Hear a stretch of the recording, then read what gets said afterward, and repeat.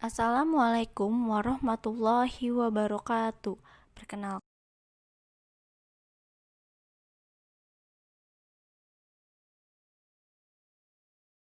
Perkenalkan, nama saya Ines Tasya Monika. Saya dari kelas 7XB, mahasiswi Universitas Indraprasta PGRI, Fakultas Bahasa dan Seni. Tugas mata kuliah menulis ilmiah dengan dosen pengampu Bapak Irwan Siagian MPD, Pendidikan Bahasa Indonesia Universitas Indraprasta PGRI.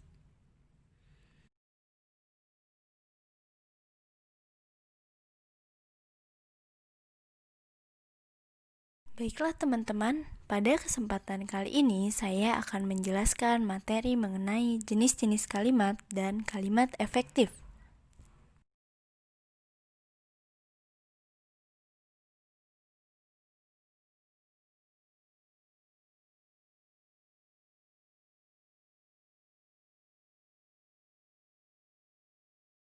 Kalimat itu apa sih? Nah, mari kita bahas bersama-sama.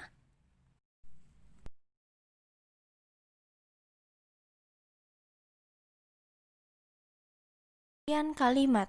Menurut Alwi, tahun 2003, kalimat adalah satuan bahasa terkecil dalam wujud lisan atau tulisan yang mengungkapkan pikiran yang utuh.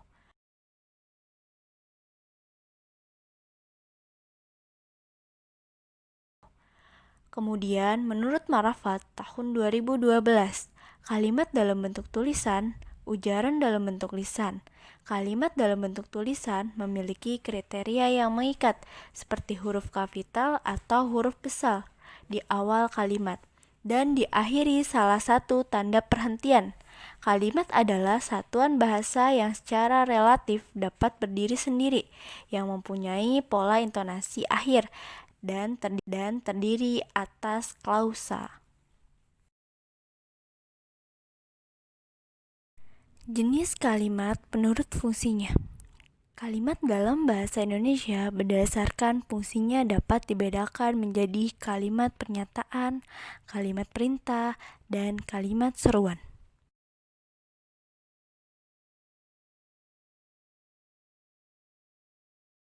Kalimat pernyataan atau deklaratif.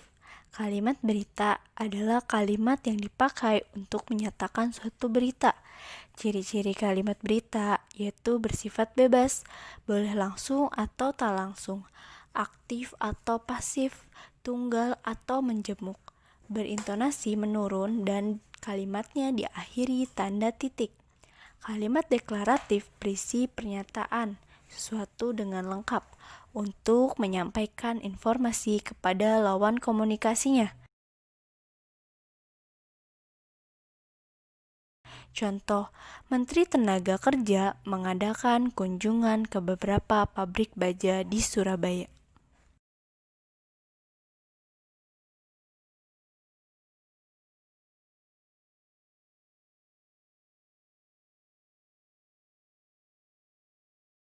Kalimat pertanyaan atau interrogatif. Kalimat ini digunakan untuk memperoleh informasi atau reaksi dari lawan komunikasi. Kalimat pertanyaan biasanya dipertegas dengan penyertaan tanda baca atau tanda tanya.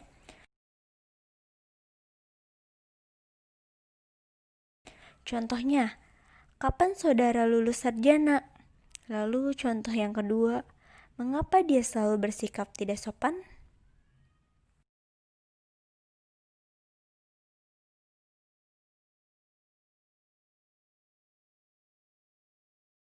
Kalimat perintah dan permintaan atau imperatif.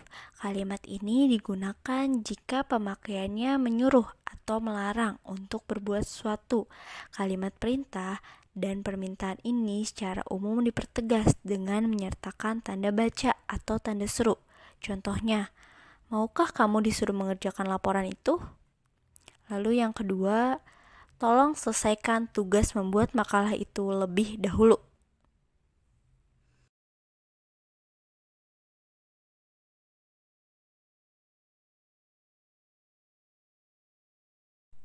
Kalimat seruan. Kalimat seruan digunakan untuk menyampaikan atau mengungkapkan perasaan yang kuat dan mendadak.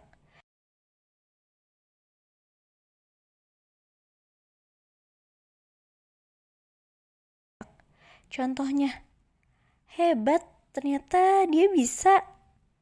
Lalu contoh yang kedua, aduh, ternyata dia tidak menepati janji.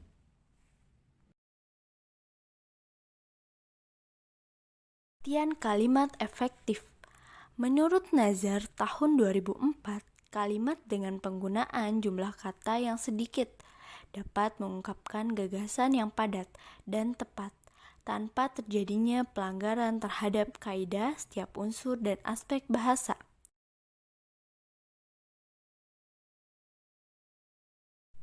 Unsur-unsur kalimat efektif. Unsur-unsur kalimat efektif menurut Yanti tahun 2007 halaman 24 ada 7 ciri yang menandakan sebuah kalimat efektif. 7 ciri tersebut adalah kesepadanan struktur, kepararelan bentuk, ketegasan makna, kehematan kata, kecermatan penalaran, kepaduan gagasan, dan kelogisan bahasa. Indikator kalimat efektif dalam penelitian ini ada 5 indikator kalimat dikatakan efektif. Menurut Wijayanti tahun 2015 halaman 66, kalimat dinyatakan kalimat efektif bila memiliki ciri-ciri. Ciri-cirinya yaitu 1. Kesatuan gagasan kalimat efektif hanya mengandung satu gagasan, baik di dalam kalimat maupun di dalam paragraf. Syarat yang harus dipenuhi adalah adanya kesatuan gagasan. Yang kedua, kesepadanan adalah keseimbangan pikiran atau gagasan dengan struktur kalimat. Lalu yang ketiga, kepararelan atau kesejajaran. Kepararelan adalah kesamaan bentuk atau makna yang digunakan dalam kalimat.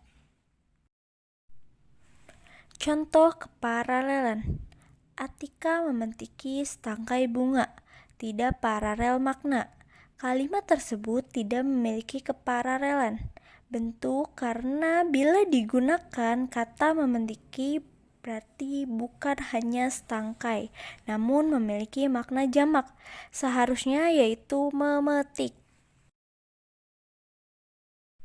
Lalu yang keempat, kehematan kalimat efektif.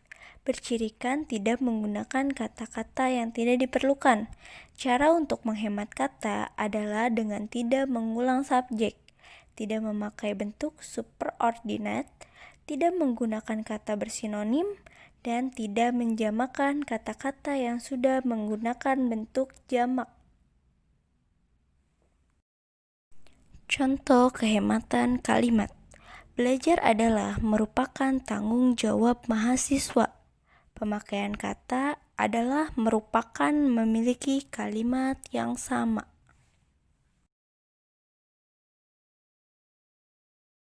Kelima, kelogisan kalimat dikatakan efektif jika dapat diterima oleh akal sehat. Contoh, waktu dan tempat kami persilakan. Kalimat tersebut termasuk kalimat yang tidak logis, karena pemakaian kata dipersilakan tidak tepat atau tidak logis, karena yang dapat dipersilakan adalah orang. Maka kalimat tersebut akan menjadi efektif apabila kata tersebut diganti menjadi waktu dan tempat kami serahkan atau kami berikan.